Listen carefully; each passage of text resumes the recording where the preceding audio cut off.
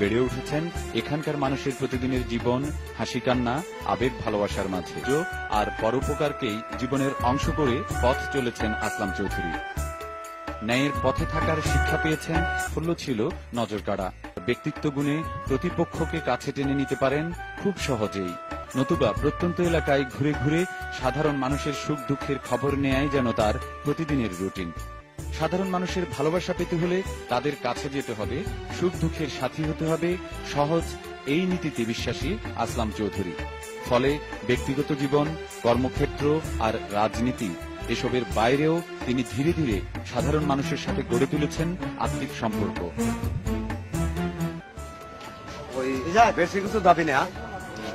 সীতাকুণ্ড এবং সংলগ্ন চট্টগ্রাম মহানগরীর মানুষের সাথে তার সামাজিক সম্পর্ক অনেক পুরনো।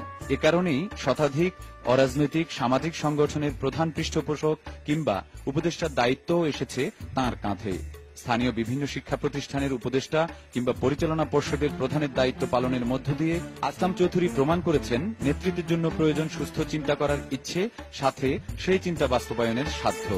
বাংলাদেশ একটি জনবহুল দেশ এবং এই জনশক্তির আবার একটা বড় ধরনের ডিমান্ড যেটা আছে অন্যান্য দেশগুলোতে, কিন্তু আমরা যদি এই জনশক্তিগুলোকে দক্ষ জনশক্তিতে রূপান্তরিত করি তাহলে বিদেশে আমাদের দেশের মুখ উজ্জ্বল হয়। আমরা চেষ্টা করব যে দক্ষ জনগোষ্ঠী তৈরি করার জন্য সীতাকুণ্ড নির্বাচনী এলাকায় একটা ট্রেনিং সেন্টারের ব্যবস্থা করা এবং কারিগরি স্কুল স্থাপনের ব্যবস্থা করা।